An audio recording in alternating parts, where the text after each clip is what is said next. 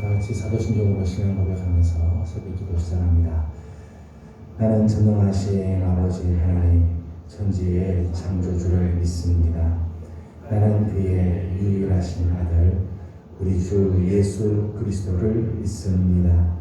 그는 성령으로 잉태되어 동정녀 마리아에게서 나시고 본디오 빌라도에게 고난을 받아 십자가에 못 박혀 죽으시고 장사된 지 사흘 만에 죽은 자 가운데서 다시 살아나셨으며 하늘에 오르시어 전능하신 아버지 하나님 우편에 앉아 계시다가 거기로부터 살아있는 자와 죽은 자를 심판하러 오십니다. 나는 성령을 믿으며 거룩한 공교회와 성도의 교제와 죄를 용서받는 것과 몸의 부활과 영생을 믿습니다. 아멘. 찬송가 407장 부르겠습니다. 찬송가 407장입니다.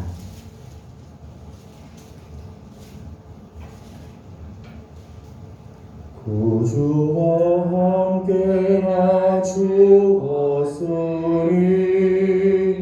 구주와 함께 나 살았도다. 영광의 그날에 이르도록 언제나 주만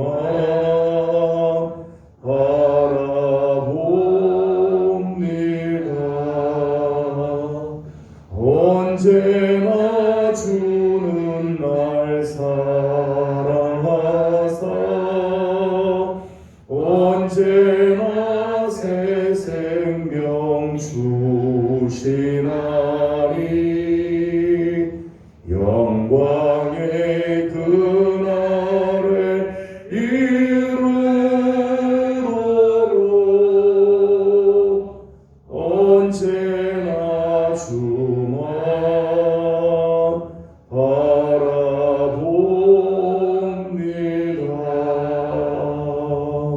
마음속에 시험을 받을 때와 무거운 근심이 있을 때에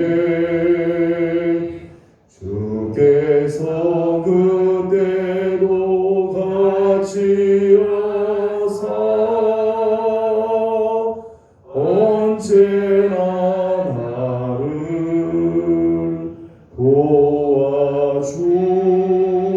도와주시네. 언제나 주는 날 사랑하사 언제나 새 생명 주시나니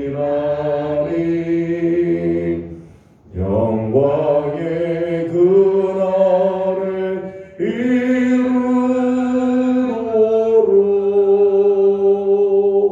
언제나 주만 바라봅니다.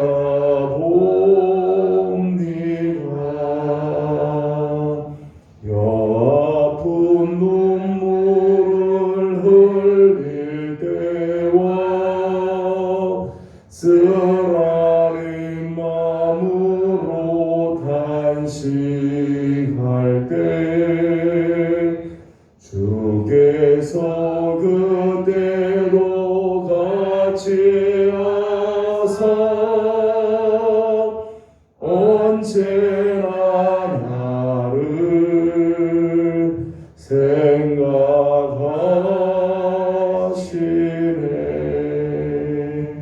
언제나 주는 날 사랑하사 언제나 새 생명 주시나니 영광의 그날에 이르도록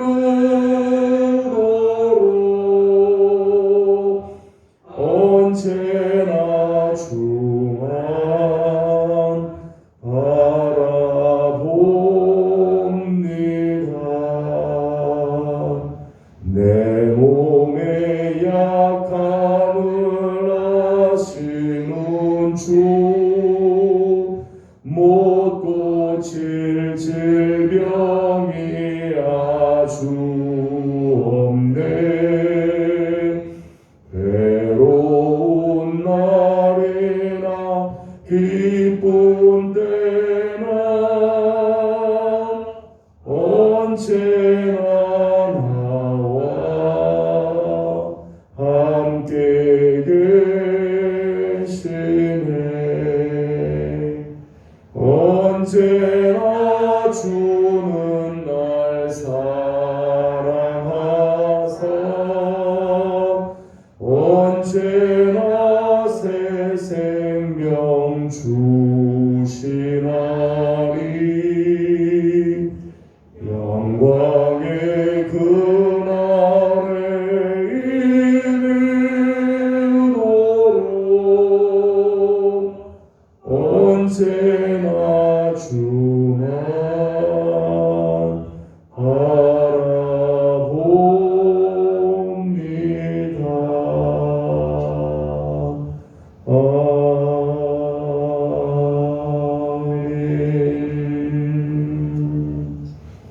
오늘 우리 주신 하나님의 말씀은 다니엘 제12장입니다. 다니엘 12장 오늘 1절에서 13절까지 한 번 더 교독하도록 하겠습니다. 다니엘 12장 1절입니다. 그때에 내 민족을 호위하는 큰 군주 미가엘이 일어날 것이요 또 환난이 있으리니 이는 개국 이래로 그때까지 없던 환난일 것이며 그때에 내 백성 중 책에 기록된 모든 자가 구원을 받을 것이라. 당일 교회 가운데에서 사는 자 중에서 많은 사람이 깨어나 영생을 받는 자도 있겠고 수치를 당하여서 영원히 부러움을 당할 자도 있을 것이며 지혜 있는 자는 궁창의 빛과 같이 빛날 것이요 많은 사람을 옳은 대로 돌아오게 하는 한 자는 별과 같이 영원토록 빛나리라. 다니엘아 마지막 때까지 이 말을 간수하고 이 글을 봉합하라. 많은 사람이 빨리 왕래하며 지식이 더하리라. 나 다니엘이 본즉 다른 두 사람이 있어 하나는 강 이쪽 언덕에 섰고 하나는 강 저쪽 언덕에 섰더니 둘 중에 하나가 생하고 옷을 입은 자 곧 강물 위쪽에 있는 자에게 이르되 이 놀라운 일의 끝이 어느 때까지냐 하더라. 내가 들은즉 그 세마포 옷을 입고 강물 위쪽에 있는 자가 자기의 좌우 손을 들어 하늘을 향하여 영원히 살아계시는 이를 가리켜 맹세하여 이르되 반드시 한때 두때 반때를 지나서 성도의 권세가 다 깨지기까지이니 그렇게 되면 이 모든 일이 다 끝나리라 하더라. 내가 듣고도 깨닫지 못한 자라. 내가 이르되 내 주여 이 모든 일의 결국이 어떠하겠나이까 하니 그가 이르되 다니엘아 갈지어다. 이 말은 마지막 때까지 간수하고 봉함할 것임이니라. 많은 사람이 연단을 받아 스스로 정결하게 하며 이기려 할 것이나 악한 사람은 악을 행하리니 악한 자는 아무것도 깨닫지 못하되 오직 지혜 있는 자는 깨달으리라. 매일 드리는 제사를 폐하며 멸망하게 할 가증한 것을 세울 때부터 1291을 지낼 것이요 이달에서 1335일까지 이르는 그 사람은 복이 있으리라. 같이 공동합니다. 너는 가서 마지막을 기다리라. 이는 내가 평안히 쉬다가 끝날에는 내 몫을 누릴 것임이라. 아멘. 월요일 아침입니다. 또 주의 내를 사모하며 한 주간을 또 여는 우리 모든 성도들 가운데 하나님의 귀한 은혜와 은총과 하나님의 귀한 손길이 함께 하시기를 소망합니다. 명절을 앞두고 많이 분주하고 바쁠 간주간다 하나님의 평강이 우리 성도들 가운데 넘쳐날 수 있기를 소망합니다. 오늘 말씀 4절과 9절에 있는 말씀을 보게 되면 이런 말씀이 있습니다. 4절 말씀을 같이 한번 읽어보겠습니다. 시작.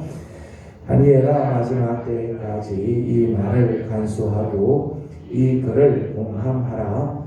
많은 사람이 빨리 왕래하며 지식이 더하리라. 아멘. 4절 말씀에 보면 이 말을 간수하고 이 글을 공함해라.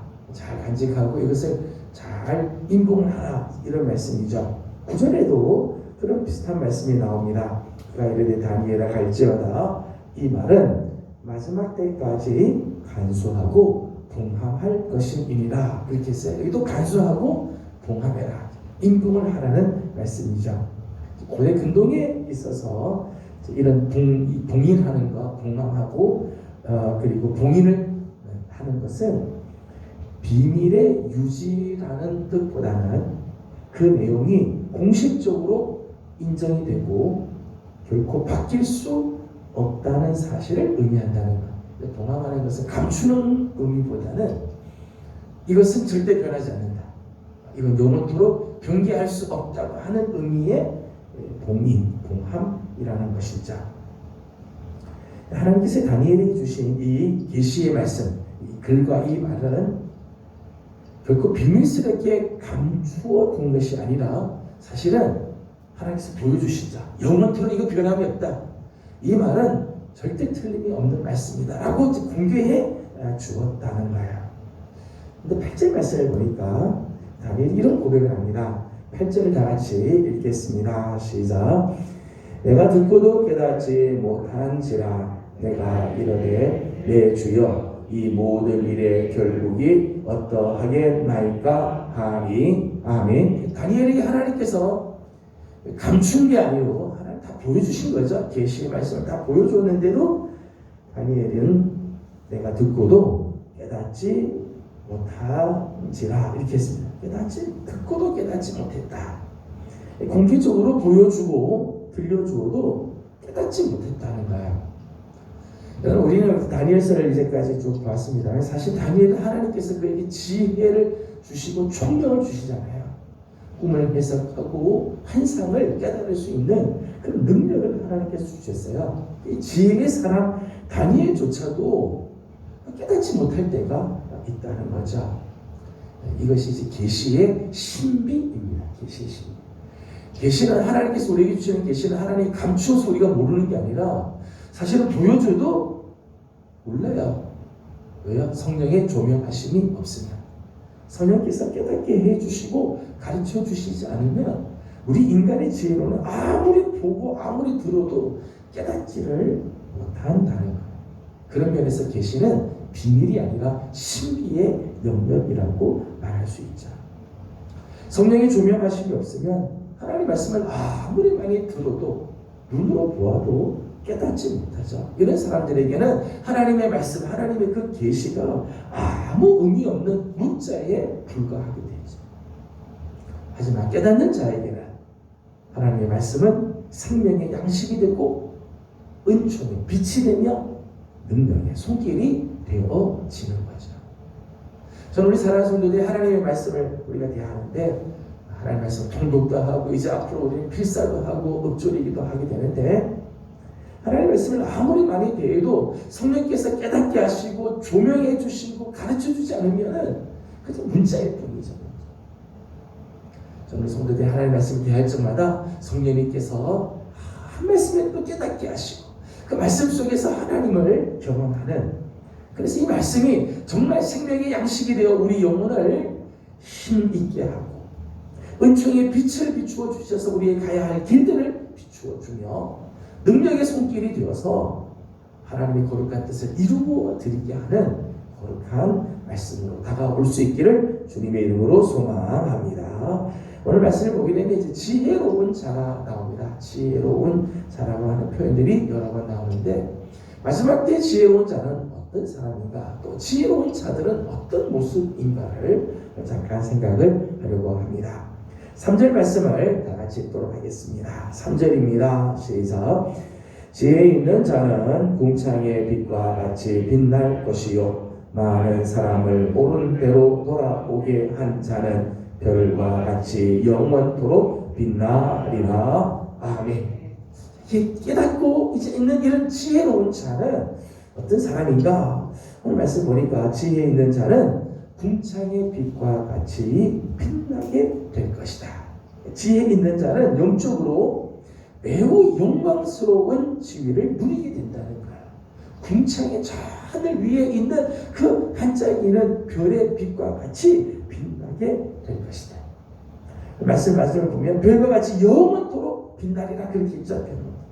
잠시 있다가 없어지는 세상의 것과는 달리 영원토록 빛나는 영광, 그 영광의 지위를 차지하게 된다는 거예요. 지혜 있는 자는 하나님께서 이렇게 영광스럽고 그런 지위를 하나님께서 누리게 해 주십니다.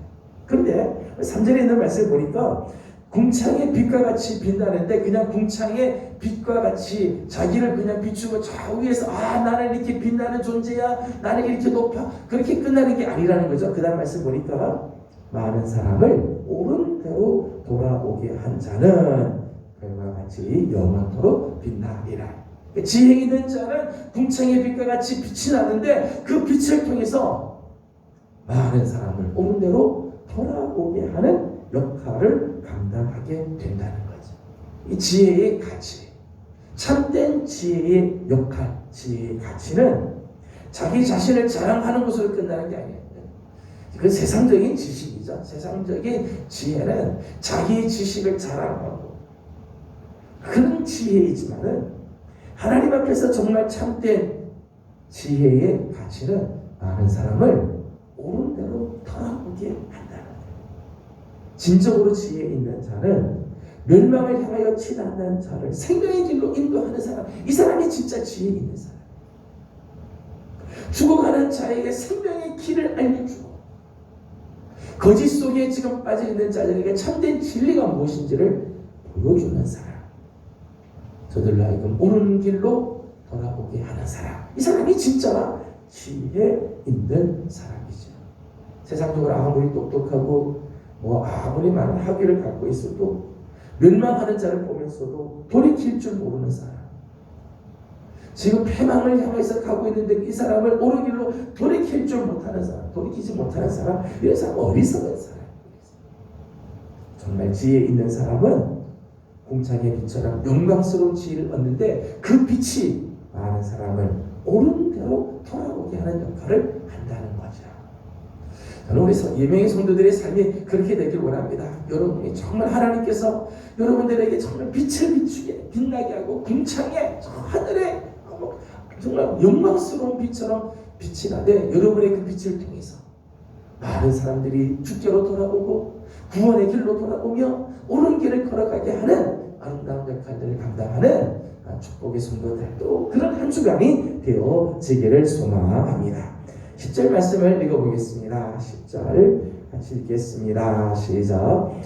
많은 사람이 연단을 받아 스스로 정결하게 하며 희게 할 것이나 악한 사람은 악을 행하리니 악한 자는 아무것도 깨닫지 못하되 오직 지혜 있는 자는 깨달으리라. 아멘. 10절 말씀 보면 이 지혜 있는 자의 또 하나의 특징을 소개합니다. 그것은 연단을 받아 스스로 정결하게 된다. 지혜 있는 자는 연단을 받는데 그 연단 속에서 스스로를 정결하게 하는 사람이라는 거야. 어리석은 사람의 특징은 무지몽매한 가운데 있기 때문에 연단을 받아도 성금같이 되는 게 아니라 연단 속에서 그냥 다 타버리고 죄가 되는 사람들이죠. 어리석은 사람들은 연단이 오면 그 연단 속에서 정말 정금처럼 나오는 게 아니라 연단 때문에 다 망해버리는 어리석은 사람들이에요. 연단이 아무 유익이 없이 그냥 죄로 돼버리는 경우죠. 그러나 지혜로운 사람은 오히려 그 연단 속에서 빛을 발하고 더 귀한 모습으로 성장하고 성숙한다는 거예요. 성숙한다. 창세기 보면 요셉의 고난이 나오죠. 요셉. 17살 때 형들의 배신으로 말미암아 애굽의 종으로 팔려가고 보디발의 집에서 그렇게 충성을 다하지만 이 보디발의 아내의 이 망나니 같은 이 집 때문에 오히려 감옥에 들어가. 그렇게 30세까지 13년 동안을 그런 삶을 살잖아요. 이 고난의 세월을 살잖아요. 그런데 요셉은 그 고난의 세월을 통해서 오히려 나중에는 애굽의 총리 자리에 오르게 되죠. 그 고난 때문에 오히려 더 하나님 앞에서 귀한 모습으로 바뀌게 돼요.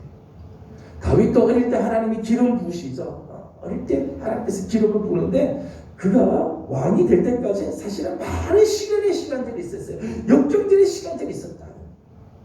근데 그 역경의 시간들을 잘 지내고 오히려 그 역경의 시간 때 하나님 앞에서 깨끗한 삶을 사니까 나중에는 정말 하나님 앞에서 인정을 받는 이스라엘의 위대한 성군이 되어지지.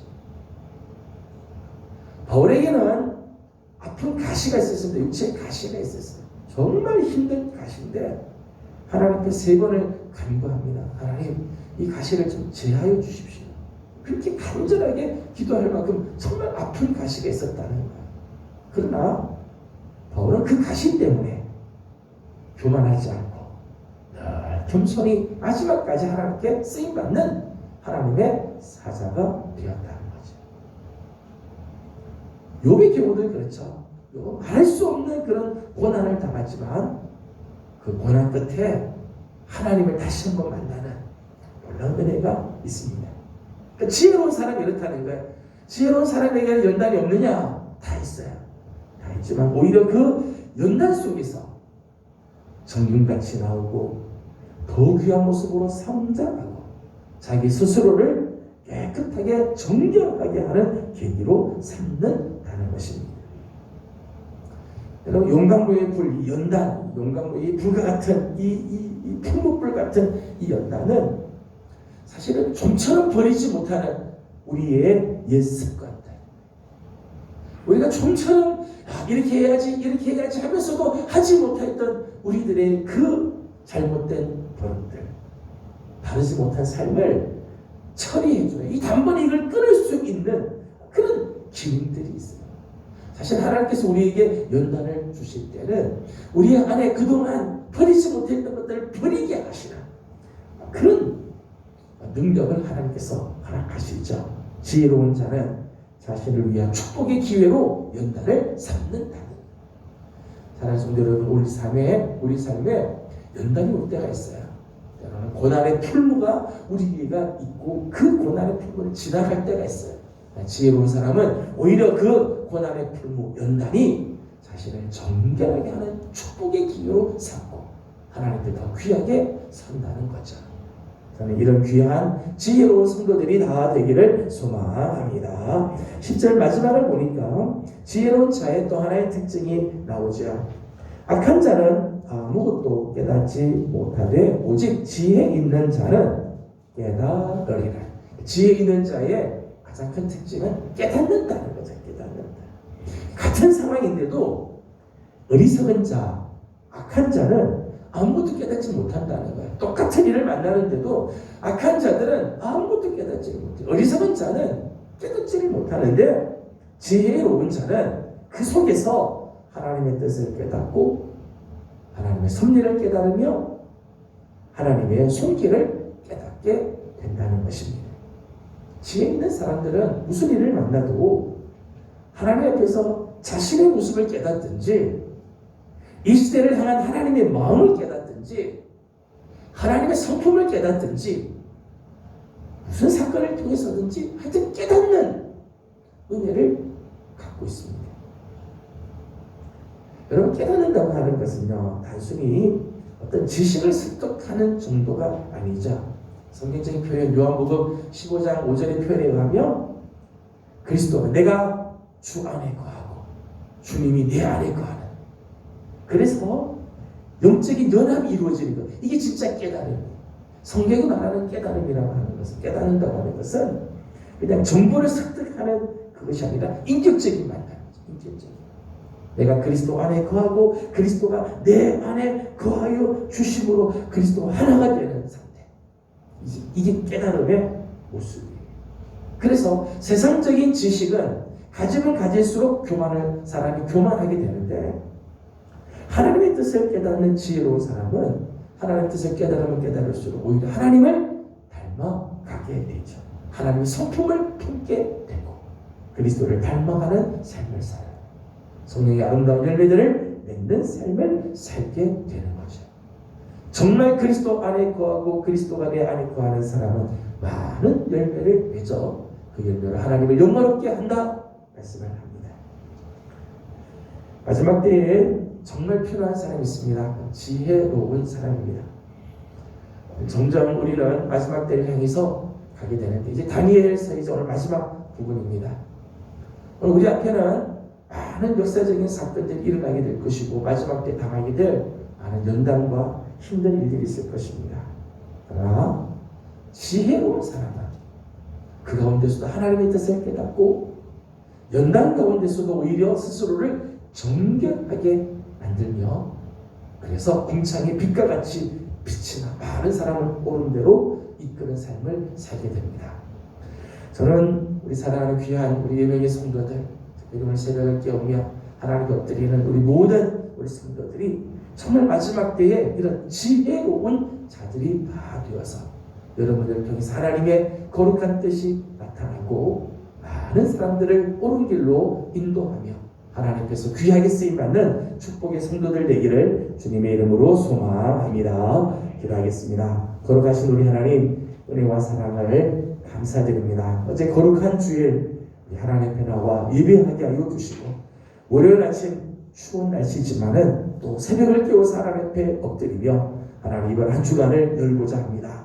하나님, 우리 사랑하는 성도들을 주님 기억하여 주시고 이 마지막 때에 특별히 지혜 있는 자들이 다 되게 하여 주시옵소서. 하나님, 오늘 우리에게 눈을 열어서 하나님의 뜻을 보게 하시고, 하나님, 오늘 우리가 무슨 일을 만나든지 그 속에서 우리 하나님을 깨닫고 나를 향하신 하나님의 뜻을 깨달을 뿐만 아니라 오늘 하나님 앞에서 나의 모습을 발견할 줄 아는 참 지혜 있는 자들이 되게 해 주시옵소서.